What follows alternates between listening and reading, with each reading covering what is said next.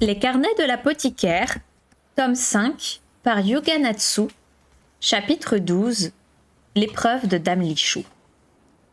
Le lendemain de son entrevue officieuse avec l'émissaire de l'Ouest, Jinshi reçut la missive de Mao Mao, qui disait « J'ai trouvé un indice sur la blanche demoiselle dans le village du lac jaune ». Un message qui tombait à pic, ou peut-être au plus mal, tant la question tourmenta le prince. L'émissaire du Ponant en question n'était autre que l'une des deux femmes originaires de Chao, venues en visite à la cour l'année précédente. Elle se prénommait Aijin et ressemblait comme deux gouttes d'eau à sa consoeur, qui répondait au nom d'Aija. Des deux, la seconde s'était révélée être un cas un peu plus complexe. Lors de leur visite au Rogong, elle avait arboré une coiffe rouge et Aijin bleue. Or, cette fois, la jeune femme était vêtue de bleu des pieds à la tête. Comme elle souhaitait faire profil bas, elle portait non pas une robe voyante de chez elle, mais une tenue traditionnelle du pays de Li. En réalité, Jinshi n'aurait pas dû accepter une rencontre de caractère aussi privée avec cette dame. La dernière fois que l'émissaire l'avait vue, il était travesti en danseuse pour incarner l'esprit de la lune, expérience dont il se serait d'ailleurs volontiers passé. Surtout, Jinshi était débordé. Il se demandait de quoi elle voulait l'entretenir et qui lui avait servi de guide, et apprit bientôt qu'il s'agissait de La Han. Lors de leur séjour à la capitale occidentale, le fonctionnaire semblait avoir œuvré dans son coin. Néanmoins, s'il existait un homme que Jinshi n'imaginait rien faire de suspect, c'était bien le passionné de chiffres. Aussi le prince impérial n'avait-il pas prêté attention à ses agissements. Ce n'était pas tant de la confiance que de la compréhension de la nature du personnage. Sans que son caractère lui soit limpide, il savait que le jeune homme pensait en termes de calcul harmonieux ou disproportionnés. En un mot, il ne ferait rien qui choquerait sa vision de la beauté des nombres. Le premier sujet abordé lors de sa rencontre avec Aijin ne surprit pas Jinshi. Le second un peu plus, quand bien même il n'avait rien de vraiment étonnant non plus. De son côté, La Han semblait déjà informé de ces deux points, car il ne réagit pas particulièrement. L'émissaire requérait soit des exportations de nourriture vers son pays, soit l'asile politique en Li. Deux demandes qui donnèrent la migraine au prince. La Han lui avait déjà touché un mot au sujet de l'exportation de patates douces, une espèce de tubercule. Elle poussait même dans les sols pauvres et leur rendement équivalait à plusieurs fois celui du riz. Le fils adoptif du stratège lui avait fait ce rapport sitôt rentré à la capitale impériale, ce qui rappela à Jinshi qu'il ne fallait pas sous-estimer le clan La. En conséquence, Jinshi n'avait pratiquement pas pu prendre une nuit entière de repos depuis 15 jours qu'il était de retour chez lui. Si encore il ne s'était agi que de régler les affaires laissées en suspens, mais non. Les récents événements venaient s'ajouter à cette masse de travail. La situation à la cour intérieure, où une autre affaire épineuse s'était déclarée, ne le laissait pas non plus de le préoccuper. Hein ? La situation à la cour intérieure ne laissait pas non plus de le préoccuper. Ne cessait pas non plus de le préoccuper, non ? Il lui faudrait soutenir les exportations vers Chao et les mesures de lutte contre les nuées d'insectes. Même s'il comptait être transparent à ce sujet, les fonctionnaires ne donneraient pas si facilement leur aval, surtout en ce qui concernait les invasions de nuisibles. Jinshi avait déjà mis toutes sortes de mesures en place que les autres décisionnaires jugeaient suffisantes. Pour eux, l'adage « prévenir plutôt que guérir » ne s'appliquait jamais qu'à leur propre situation. Ils refuseraient sans doute une somme de travail supplémentaire en arguant que les craintes qui les motivaient étaient infondées. Las, le frère cadet de l'empereur décida d'user d'un autre prétexte, lancer de nouvelles cultures pour faire travailler les criminels arrêtés lors de la rébellion du clan Che. Assurément, personne ne se plaindrait que l'on défriche de nouvelles terres dans le pays, d'autant qu'il y en avait pléthore dans la province de Shiroku. Les négociations en seraient facilitées, car le clan Félan n'avait plus la main mise sur le territoire. De plus, ces criminels étaient composés d'une palanquée d'anciens paysans, un autre argument de poids. Leur quotidien serait identique à celui qu'ils avaient connu avant leur recrutement par le clan Che, ou à peine plus rude.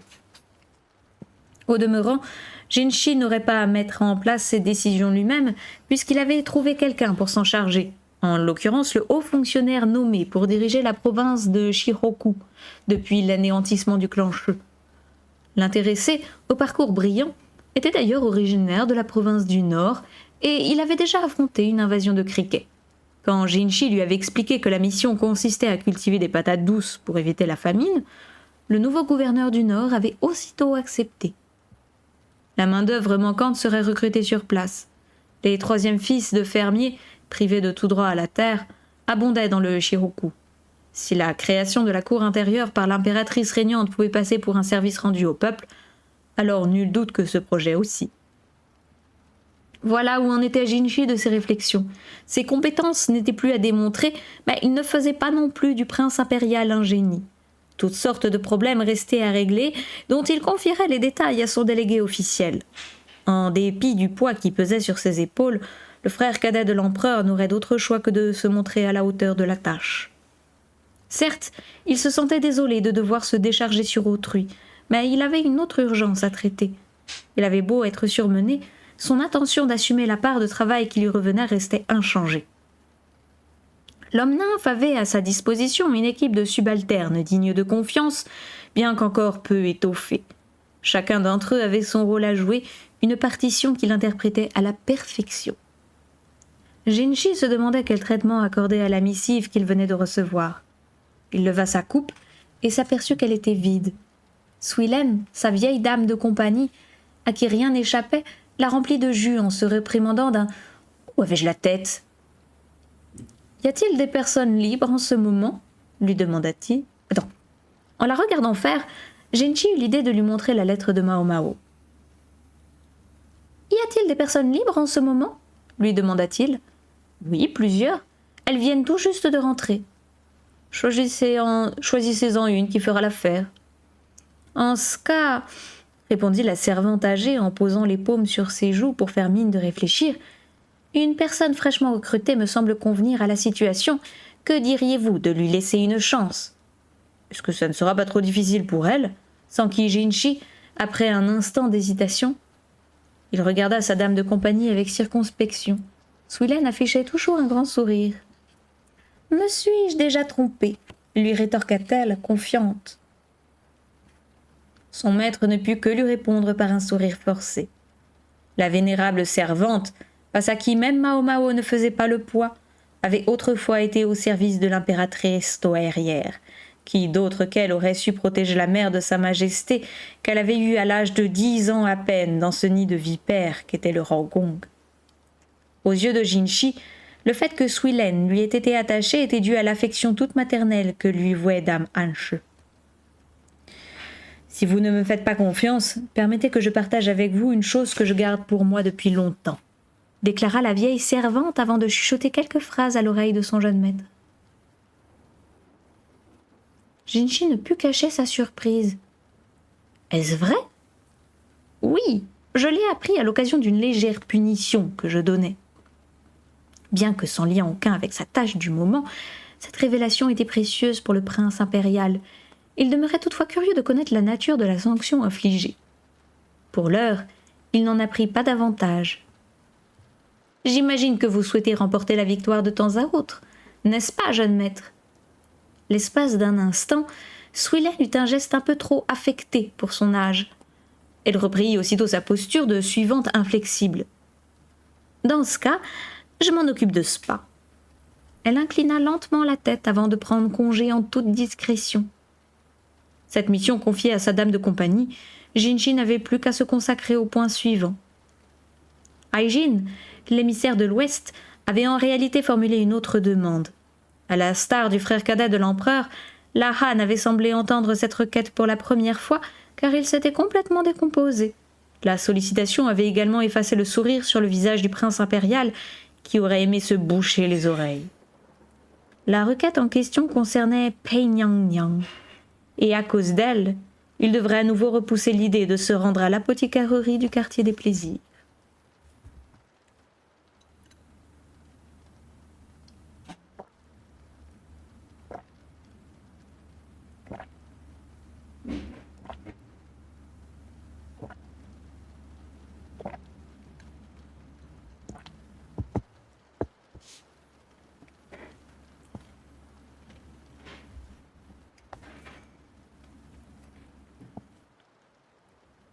Nous avons arrêté Pei Nyang Nyang, lança Bazen.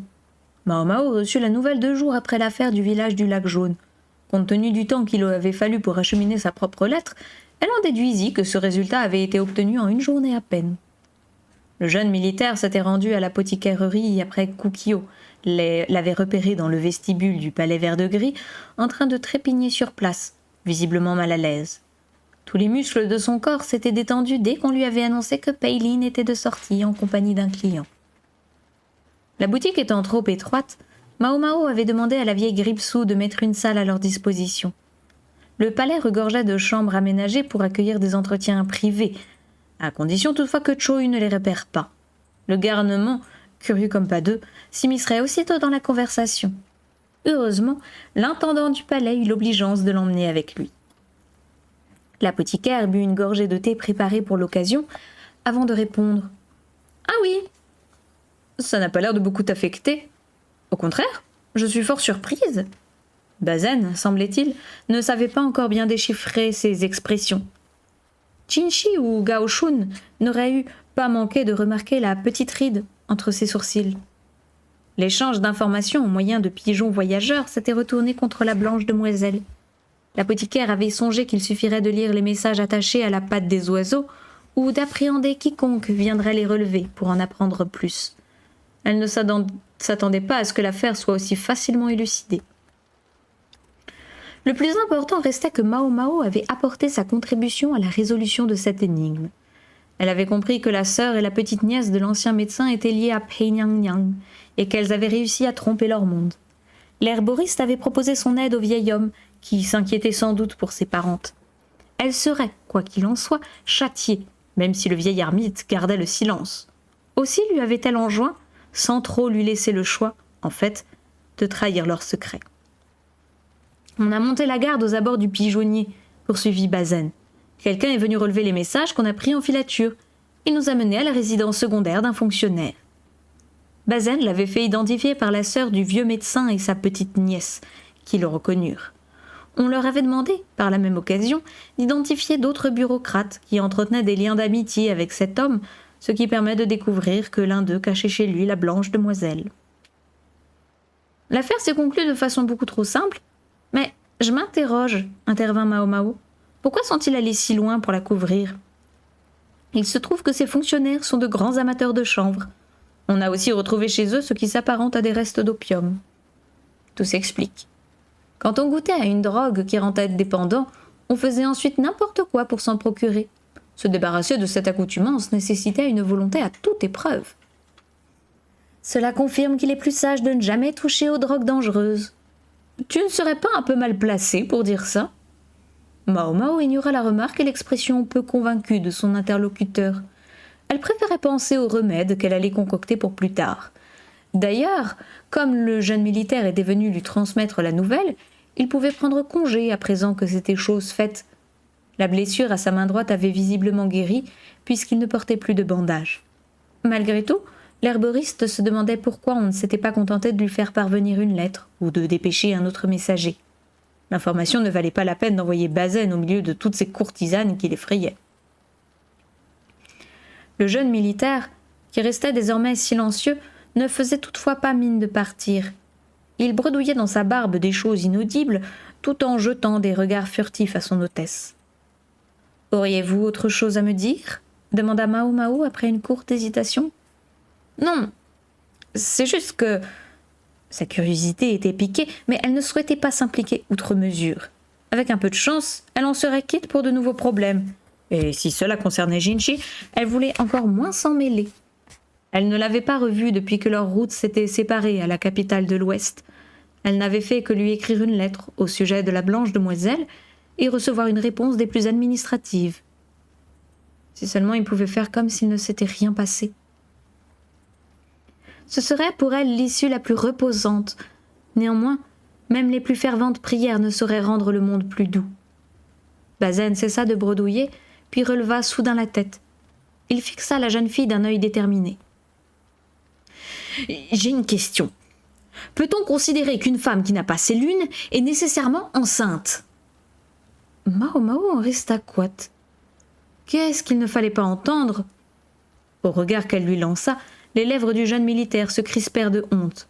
Peu à peu, ses joues virèrent au rouge. Cette réaction d'adolescent niais exaspéra l'herboriste. Étant donné la question qu'il avait posée, elle en vint à se demander s'il ne s'était pas fait avoir par une femme sans scrupules. Ce ne serait pas impossible, le connaissant. En matière de finesse, on avait vu mieux que ce jeune militaire. On ne comptait plus les hommes qui, après avoir trop bu, commettaient l'erreur d'une nuit. Avec le grade qu'il occupait, nul doute que les femmes prêtes à l'enivrer devaient être légion. Mao Mao sentait que se mêler de cette histoire ne lui apporterait rien de bon. « Quand bien même vous vous seriez fait avoir, maître Bazaine, dit-elle au bout d'un moment, vous êtes un homme, il vous faut donc assumer vos actes. » Le jeune militaire lui décocha un regard suspicieux. « S'il s'agit bien de votre enfant, il faut prendre vos responsabilités. Ce n'est pas parce qu'on vous a piégé que... » « Attends un peu, qu'est-ce que tu me racontes là ? Que vous avez mis enceinte une jeune demoiselle ?»« Mais pas du tout !» s'écria le militaire en frappant le sol de son poing. Sa réaction fit tressaillir Mao Mao. Il avait porté le coup avec la main droite, au risque de se blesser à nouveau. Dans ce cas, de quoi s'agit-il ? Eh bien, voilà qui se remettait à bredouiller. Sans cesser de maugréer, il jeta un coup d'œil alentour, puis murmura à l'oreille de son interlocutrice « Cela concerne dame Lichou. » Une nouvelle fois, Mao Mao fut prise au dépourvu. Sidérée, elle dévisagea le jeune militaire. « Non, ne me dis pas que... » Elle se souvenait de l'ambiance très équivoque lors de cette soirée. Au-delà de leurs rangs respectifs, ils auraient fait un très joli couple.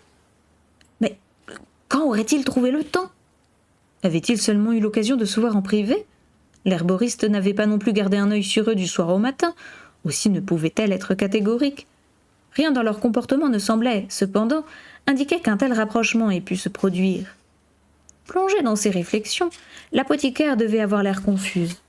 Elle fouilla sur une étagère où elle s'empara d'un paquet contenant un remède qu'elle posa devant Bazaine. Voici un abortif relativement sans danger. Il s'agissait d'un produit de qualité qu'elle fournissait souvent aux courtisanes. En dépit de ma crainte de ne pas réussir à contrôler ma force, j'ai tout de même très envie de te faire ravaler tes paroles, lui dit Bazaine soudain pris d'un excès de politesse. Cette surprenante courtoisie laissait transparaître toute l'étendue de sa colère et de l'effort qu'il faisait pour se maîtriser. Un seul coup de ce jeune homme à la force surhumaine suffirait à tuer Mao Mao. D'un geste délicat, elle escamota l'abortif. Le militaire toussa, puis but une gorgée de son thé refroidi pour faire passer la rougeur sur son visage, mélange de honte et de colère.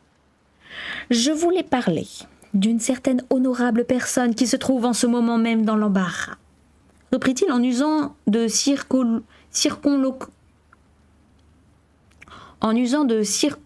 circonlocution pour éviter de nommer ladite personne.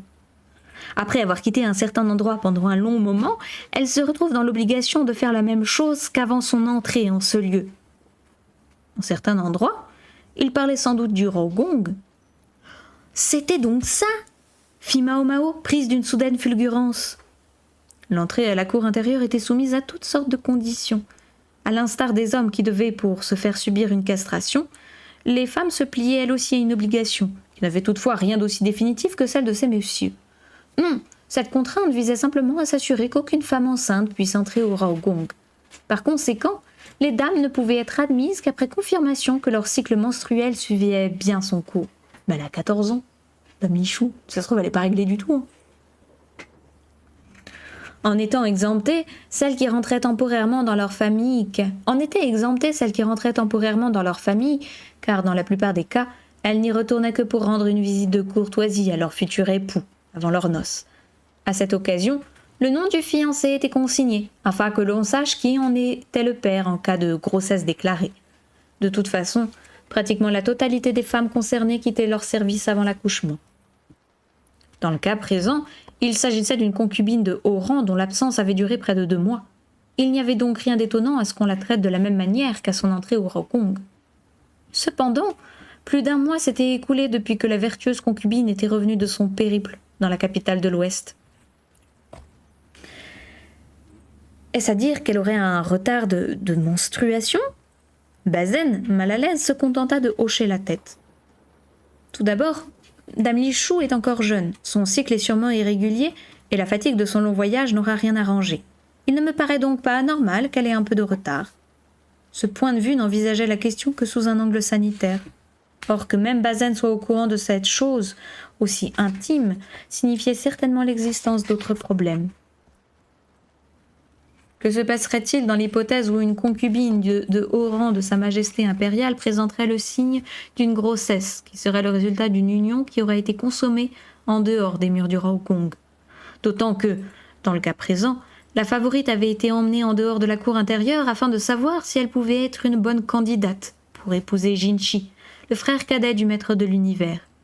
Si Bazaine avait eu vent de cette histoire, nul doute qu'elle avait dû aussi parvenir jusqu'à Jinchi lui-même. Est-ce possible d'avoir si peu de chance dans la vie? Mao Mao n'avait d'autre choix que de compatir avec Dame Lichou, d'autant que la vertueuse concubine n'était en rien responsable de tout ce qui lui arrivait. Après les railleries et les tourments qu'elle subissait déjà, elle risquait en plus de s'attirer la jalousie des femmes qui la croiraient fiancée au prince impérial. Sans compter que tomber enceinte nécessitait quelques étapes préliminaires. Était-ce bien le cas de Dame Lichou? Elle n'avait même encore jamais passé une nuit avec l'empereur. Mao Mao crut enfin comprendre ce que Bazaine tentait maladroitement de lui dire. Peut-être souhaitez-vous que j'apporte la preuve que Dame Lichou n'est coupable de rien?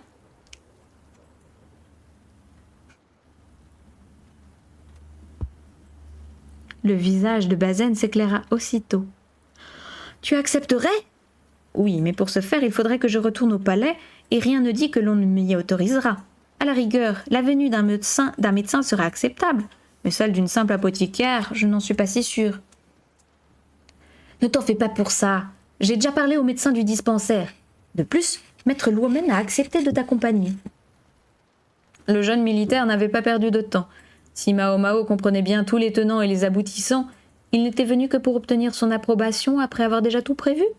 La participation de Luomen signifiait sans doute que Bazaine ne se fiait pas au charlatan supposé être la référence médicale du Raogong, ni qu'il pouvait se reposer sur le premier médecin venu pour s'occuper d'une affaire aussi délicate. Dans cette configuration, le père adoptif de Mao Mao devenait en effet le meilleur choix possible. La jeune fille était tout enthousiaste à l'idée de revoir le vieil apothicaire. Si elle se sentait navrée pour Dame Lichou, elle ne se réjouissait pas moins de la nouvelle de cette rencontre. Très loin de l'état d'esprit agité de son interlocutrice, Bazaine ne semblait pas vouloir se dérider. Peut-être aurait-elle dû continuer à lui parler et le rassurer, mais sur le moment, tout à sa joie, elle y accorda peu d'importance.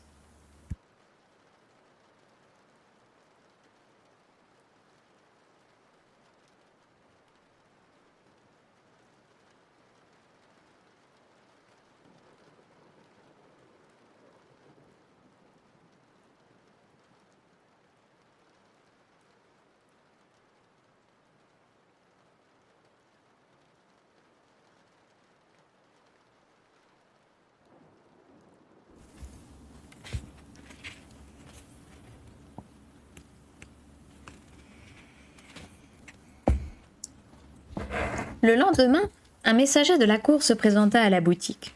Comme à l'accoutumée, l'herboriste confia l'officine à Sadzun le temps de son absence. « Surtout, reviens vite !» Pour qui se prenait-il? Il était tout le temps impatient qu'elle rentre. Quant à Chohu, il était parti en commission avec Ukiyo, ce dont elle ne se plaignit pas.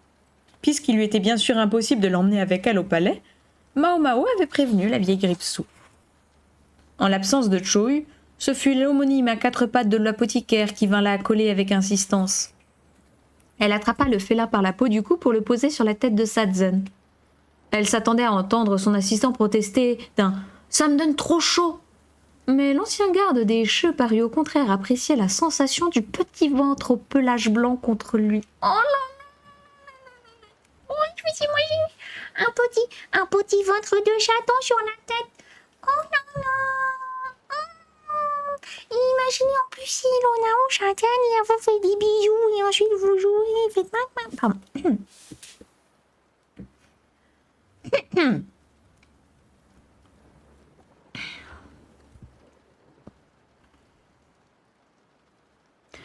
Lorsque Mao Mao se rendait à la cour, elle avait le privilège de recevoir de nouveaux habits, car on exigeait d'elle une tenue qui fasse honneur à ses hôtes.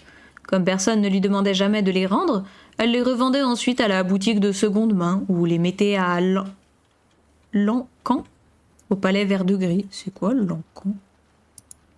Cette fois, en plus de la tenue habituelle, on lui avait apporté une sorte de tablier blanc. En cette saison, cette blouse à usage médical à enfiler par-dessus ses vêtements lui donnerait chaud.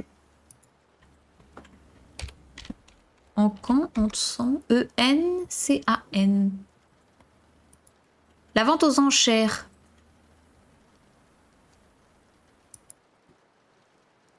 Je sais pas comment ça se prononce.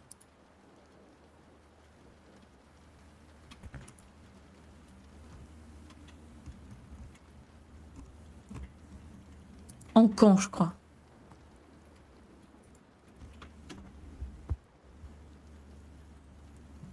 Puisqu'elle avait été convoquée en grande pompe, Mao Mao conclut que Dame Li Shu n'avait toujours pas eu ses menstruations. À toute fin utile, elle avait préparé une décoction qui favorisait la circulation sanguine. Ayant le choix entre plusieurs autres remèdes, elle s'en était tenue à la préparation qui présentait le moins d'effets secondaires. De toute évidence, Luomen, bien plus expérimenté qu'elle, en aurait lui aussi apporté, mais Mao Mao songea que la vertueuse concubine serait moins effarouchée si une femme lui en apportait plutôt qu'un vieil eunuque. « Coucou Célène, ben voilà, on a appris un mot. Vois-nous. » La calèche pénétra dans le palais, puis s'arrêta devant l'entrée du Raogong. Ce n'était pas très loin du pavillon où Dame Hanche, l'impératrice douairière, l'avait autrefois convoquée. Mao Mao prit sur elle d'enfiler par ce temps chaud le tablier blanc par-dessus sa tenue, puis descendit du véhicule. Elle fit face à une construction relativement petite, à mi-chemin entre la demeure de l'impératrice douairière et le pavillon de la nouvelle impératrice. Le bâtiment avait sûrement servi à héberger les concubines avant l'édification du Raogong actuel. L'aile où logeait l'ancien empereur, qu'elle avait visité l'année précédente, avait été démolie. La vue alentour en semblait plus dégagée. Devant l'édifice se tenait un médecin au visage doux, une canne à la main. « Te voilà !» Le praticien, en l'occurrence Luomen, s'approcha de Mao Mao en épergnant sa jambe infirme. Père et fille avaient échangé par lettres, mais ne s'étaient plus revus depuis environ 6 mois. Deux hommes aux allures de médecins se tenaient à côté du vieil herboriste. Leur présence s'expliquait-elle par leur profession ou par égard pour Dame Li Shu? Quoi qu'il en soit, il s'agissait de 2 vieillards de petite stature et très peu intimidants. « Suivez-moi, je vous en prie », leur dit une femme venue les accueillir. Il s'agissait d'une des dames de compagnie de la vertueuse concubine. Mao Mao se rappelait son visage, mais ignorait son nom. La suivante avait dû reconnaître la jeune apothicaire, qui entendit un discret claquement de langue. L'attitude de l'entourage de Dame Li Shu ne s'était pas améliorée, visiblement. Elle semblait même avoir empiré. « Par ici, si vous le voulez bien. » L'herboriste eut la curieuse impression que leur guide ne prenait pas le chemin le plus court, volontairement. Elle les conduisit d'abord au premier étage, puis au deuxième, avant de les amener au seuil de la pièce la plus reculée du bâtiment.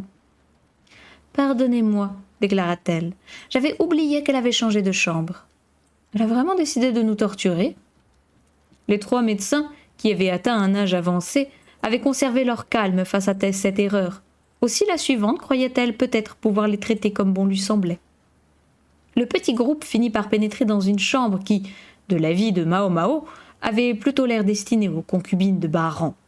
Or, même la plus quelconque d'entre elles disposait là d'un ameublement que le commun des mortels ne pourrait s'offrir de toute sa vie. Dame Li Shu était allongée sur un lit à baldaquin. À son chevet se tenait sa première dame de compagnie, que Mao Mao connaissait bien, qui n'en menait pas large. Elle se raidit à la vue des médecins, malgré leur âge vénérable, puis parut se détendre un peu en reconnaissant la jeune apothicaire, avant de reprendre une posture méfiante, pour une raison inconnue. Comme nous pensions que notre seule présence pouvait poser problème, nous avons amené quelqu'un pour nous suppléer, expliqua laconiquement Luomen, avant de jeter un regard à sa fille. On soupçonnait Dame Li Shu d'être enceinte, et quand bien même il n'en serait rien, toute favorite qu'elle était, si quoi que ce soit était advenu avec un autre homme que l'empereur, il lui en coûterait la vie. Enfin, ça me paraît hautement improbable. Pour commencer, une personnalité aussi peu ambivalente que la vertueuse, en qui on lisait comme dans un livre ouvert, n'aurait jamais été capable de garder un tel secret. Et si, Chose extraordinaire, elle avait entretenu une liaison, la probabilité que ni Mao Mao, ni surtout Aduo, en compagnie de qui elle avait voyagé, ne s'en aperçoivent était proche de 0. Enfin, il ne fallait jamais dire jamais. Ainsi, alors je pense que ça va être un peu horrible ce qui va suivre, parce que Mao Mao, elle est un peu violente. Ainsi, l'apothicaire se tenait devant la concubine apeurée en agitant les doigts comme s'il la démangeait. Le moyen le plus expéditif de régler cette histoire était de vérifier si Dame Lichou avait conservé son innocence. Alors ça ne veut rien dire. L'hymen, il peut se briser pendant que vous marchez, si vous avez un hymen. Et pour en avoir le cœur net, Mao Mao, pur produit du quartier des plaisirs, connaissait plus d'une méthode. Finissons-en rapidement, ce sera préférable pour tout le monde. Attends, non, se plaignit la concubine. Rassurez-vous, j'en aurai terminé avant que vous n'ayez réussi à compter toutes les veines sur le bois du lit. Quoi? Ah! Et certaines n'en ont même pas, tout à fait. Cavalier en PLS. Ça se trouve, elle fait du cheval, Dame Lichou. Dame Lichou tendit les mains pour réclamer l'aide de sa première suivante, mais Mao Mao ferma le rideau du lit. Par considération pour la malheureuse favorite, les 3 médecins, debout dans un coin de la pièce, tournèrent le dos à sa couche. Pendant un moment, c'est bien pas la description, seuls résonnèrent les cris inarticulés de la concubine. Il va sans dire qu'elle est pure, affirma Mao Mao avec nonchalance avant de s'essuyer les mains. Oh là là! Oh bordel, il y a une illustration!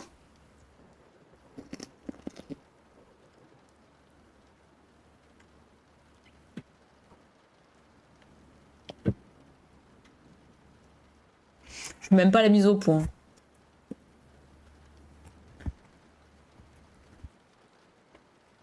Mais la pauvre, quoi. Eh, franchement, faut pas qu'elle devienne gynéco, Mao Mao. On la dénonce à l'ordre des médecins. Hein. Ah mais oui. Non mais c'est pas la première fois. Enfin, Célène, le début du chapitre aussi, du tome 6, c'est pire encore. Oh non, mais en plus là, tu me dis Fight Club et Brad Pitt, Ridou, y a rien qui va. Je vais boire pour le coup. Pour oublier tout ça.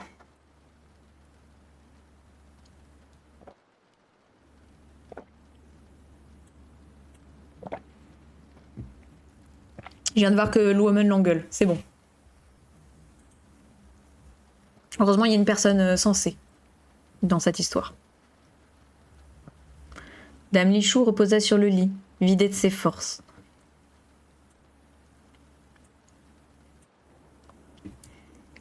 Non, mais il n'y a rien qui va. Non, mais il n'y a rien qui va avec le personnage de Mao Mao. Très clairement, hein. C'est pas un personnage sympathique. Woman est un personnage sympathique. Et pour ça, j'adore les carnets de l'apothicaire, mais je ne dirais pas que les personnages sont des personnages sympathiques.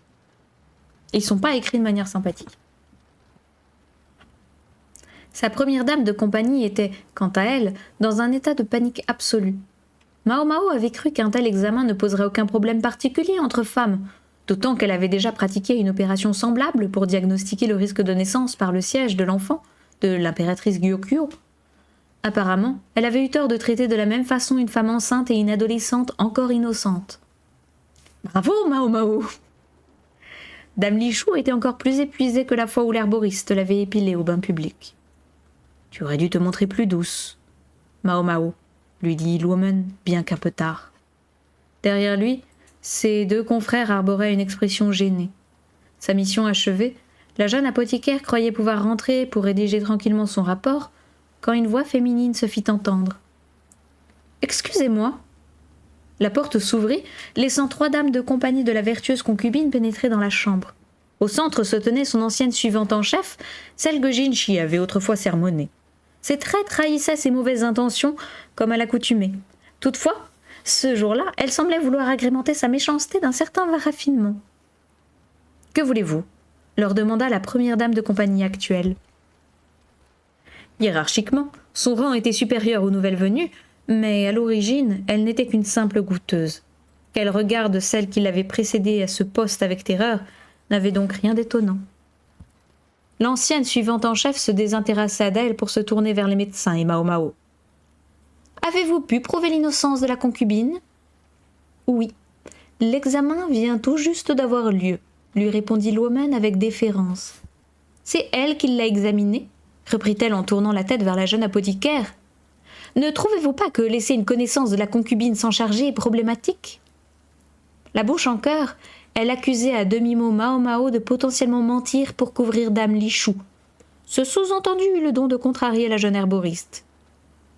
En ce cas, que diriez-vous de l'examiner de nouveau avec moi ? Intervint Mao Mao. Tant qu'à faire, appelez aussi une sage-femme, ainsi il n'y aura plus aucun doute. À cette suggestion, les traits de dame Lichou et de l'accusatrice se crispèrent. Le visage de la première signifiait qu'elle mourrait d'indignation si on l'obligeait à subir un nouvel acte honteux. Son ancienne subordonnée, en revanche, prit un air supérieur avant de secouer la tête. Son arrogance était sans commune mesure avec son attitude lors de sa dernière rencontre avec Mao Mao. Par le passé, elle avait eu au moins la décence de se montrer courtoise pour la forme. La raison de cette impudence se trouvait dans sa main. « Croyez bien que je regrette de devoir agir ainsi, mais cette découverte m'y oblige. C'est pourquoi je me tiens ici devant vous, » dit l'ancienne première dame de compagnie. Je pense qu'il y a des raisons pour lesquelles elles sont autant intankables. C'est pas juste qu'elle n'est pas aimée, je pense qu'il y a un truc derrière, tu vois. Elle déposa sur la table la lettre qu'elle tenait. Le papier en était grandement froissé, ce qui intrigua Mao Mao. « J'ai d'abord refusé de croire qu'une concubine ait pu écrire de telles choses, » poursuivit la suivante réprouvée. Elle fit mine de s'effondrer sur la table avec une emphase ridicule. À la lecture de ce qui était présenté comme un scandale, Mao Mao se refrogna. « Une lettre d'amour » ajouta l'ancienne dame de compagnie, « à quelqu'un d'autre que sa majesté impériale. » Elle disait vrai.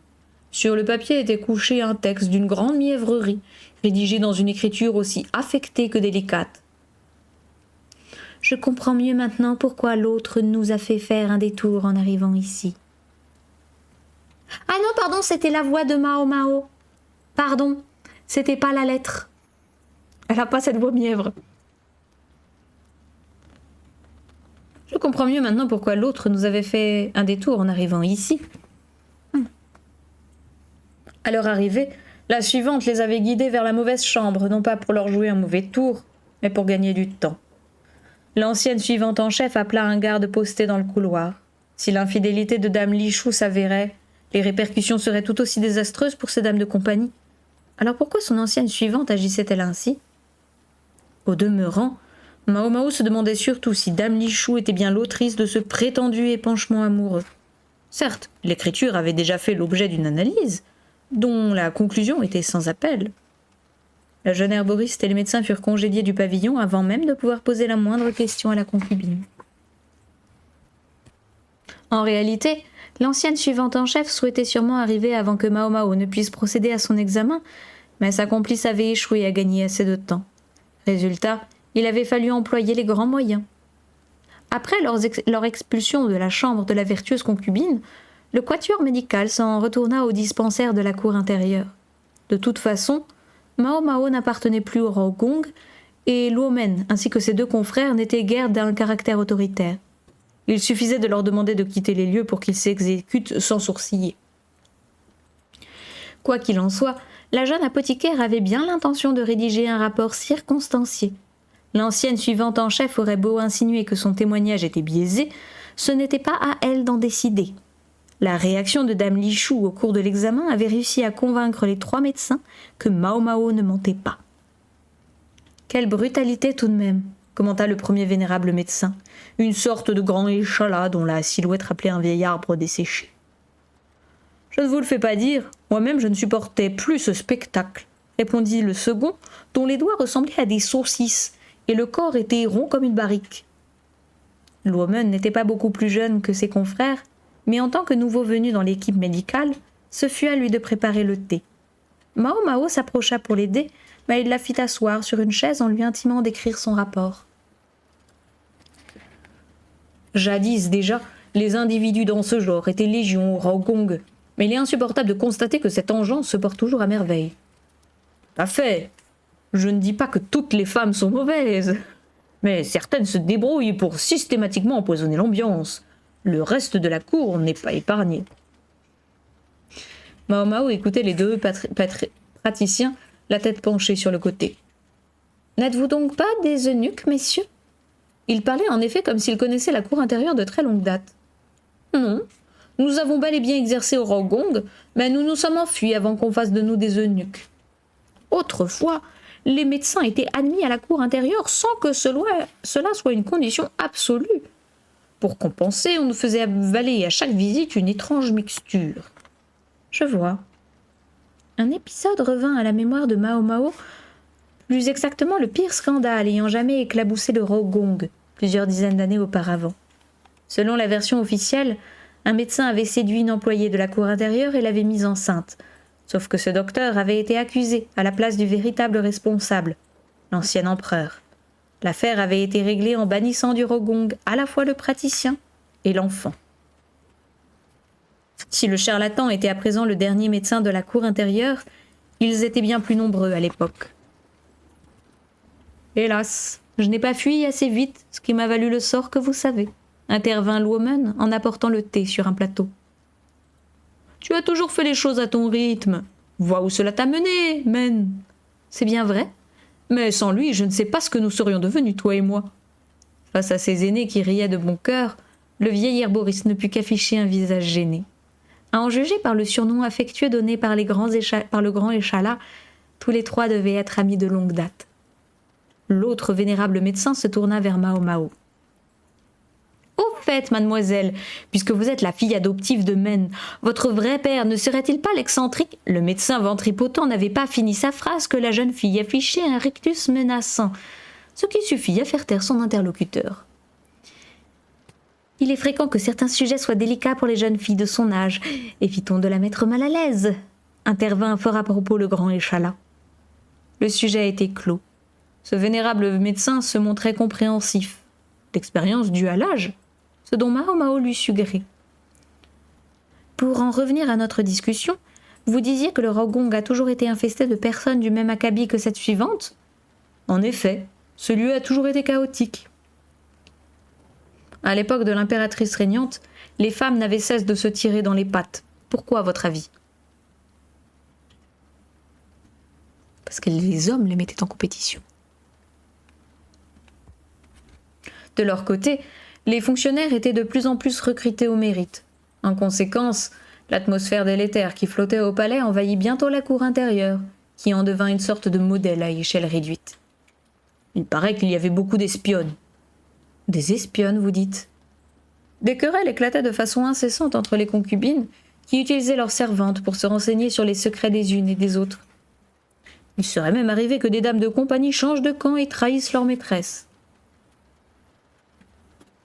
Des concubines habiles amadouaient les suivantes insatisfaites de leur situation, puis les manipulaient comme de simples pions.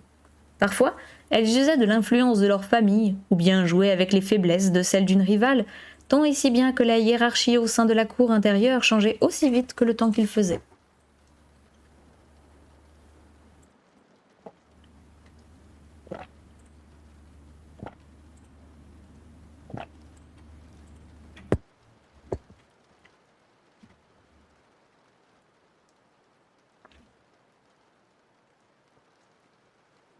La situation fut particulièrement alarmante lorsque l'actuelle impératrice douairière, Dame Hanche, tomba enceinte.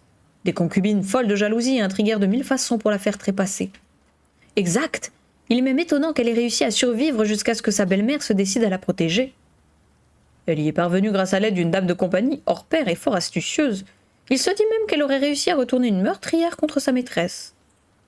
On nage en plein roman, ma parole. Peu convaincu, Mao Mao continuait à boire son thé. En tout cas, cela faisait longtemps que je n'avais pas assisté à une scène aussi déplorable. Difficile de changer la page à une main. À vous entendre, on pourrait croire qu'une concubine a intrigué pour faire tomber Dame Lichou, intervint soudain la jeune fille. Tu ne penses pas que ce soit le cas ? Quelle autre raison aurait-on de trahir à ce point la noble dame que l'on est censé servir ? Bien sûr, exposée de cette manière, l'idée paraissait plausible. Si jusque-là, les suivantes de la vertueuse concubine n'avaient jamais franchi la limite des simples vexations à l'encontre de leur maîtresse, cette fois, il en allait tout autrement. Sans contexte, l'objectif était de provoquer sa chute. « Oh oui, Châtaigne, elle est très belle. »« Les gens, ils ont dit que t'étais très belle, Châtaigne. Tu vas avoir à manger, t'inquiète pas. » En cas de réussite, Lichou serait expulsé du Rogong et ses dames de compagnie perdraient leur emploi, voire subiraient le même châtiment que leur maîtresse. Cette hypothèse me semble beaucoup trop simple, répondit Mao Mao. Les deux vénérables médecins échangèrent un regard avant de sourire. Tu es sans aucun doute fort intelligente, jeune fille, puisque c'est Mène qui t'a élevée, dit le grand échalas. Mais vois-tu, dans ce monde, nombreux sont ceux qui ne raisonnent pas aussi bien que toi. Je ne suis pas sans le savoir. Malgré tout, la suivante réprouvée avait clairement dépassé les limites. Sache que les personnes de ce genre préféreront écouter leur cupidité plutôt qu'assurer leur avenir. Quand quelqu'un ne leur revient pas, elles se permettent de le brimer.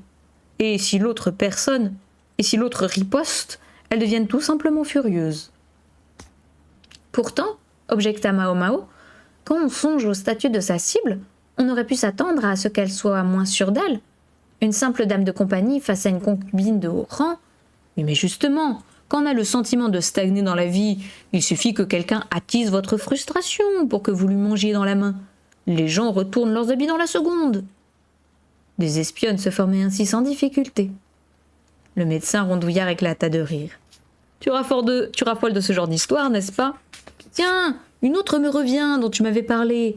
L'immortelle Blanche de la rumeur, qui serait l'espionne d'une nation étrangère, s'amusa-t-il en mangeant une brioche fourrée. Tout en buvant son thé, Luomen ne se départait pas de son doux sourire, mais sa fille décela dans son regard une certaine compassion envers dame Lichou.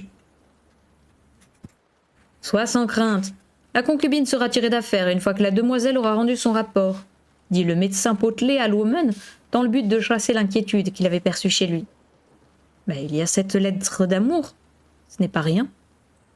Le père adoptif de Mao Mao restait préoccupé. Ne t'en fais pas, c'est quelque chose de fréquent à cet âge-là. Elle a couché ses rêveries sur le papier, et alors? Il n'y a aucun mal à ça. En revanche, je comprends qu'elle soit morte de honte, et cela reste un problème, vu son rang. Enfin, elle n'aura qu'à dire qu'elle s'entraînait pour écrire à l'empereur, et tout sera réglé. Et puis, à qui comptait-elle envoyer ce doux billet de toute façon? Les lettres des concubines sont toutes soumises à la censure. Il est vrai, mais tout de même, intervint la jeune apothicaire. Sans qu'elle sache bien pourquoi, que la suivante réprouvée soit aussi sûre de son coup ne cessait de la perturber. Au fait, Mao Mao. Oui? Luomen s'était mis à jeter des coups d'œil nerveux à l'extérieur du dispensaire. À cette heure-ci, une certaine personne vient chaque jour ici prendre une collation. Si tu veux l'éviter, c'est maintenant ou jamais. À peine Mao Mao eut-elle entendu l'avertissement qu'elle vida sa tasse. Un instant plus tard, la voix d'un homme d'un certain âge en train de fredonner leur parvint. Ni une ni deux, la jeune fille rassembla ses affaires, puis ouvrit la fenêtre à l'opposé de la porte d'entrée. Sur ce, au revoir. Un vrai garçon manqué, commenta l'un des deux vénérables médecins. Aucun d'entre eux ne chercha à la retenir, trop occupés qu'ils étaient à préparer l'arrivée imminente de la tornade en approche. Au moment même où les pieds de Mao Mao touchèrent le sol, la porte s'ouvrit à la volée et une voix s'éleva dans la pièce. « Mon cher oncle, j'amène le goûter, nous allons nous régaler !» L'excentrique au monocle apportait des gâteaux éponges cuits à la vapeur. L'arrivée imminente de la Tsan offrait une très bonne raison à Mao Mao d'opter pour la fuite. Mais quand même, la jeune apothicaire restait préoccupée par la situation. Son rapport suffirait-il à tirer dame Lichou de cette impasse? Il était à espérer que l'affaire ne prenne pas de plus grandes proportions. Or, rien n'était moins sûr. Les mauvais pressentiments de Mao Mao avaient la fâcheuse tendance à se confirmer.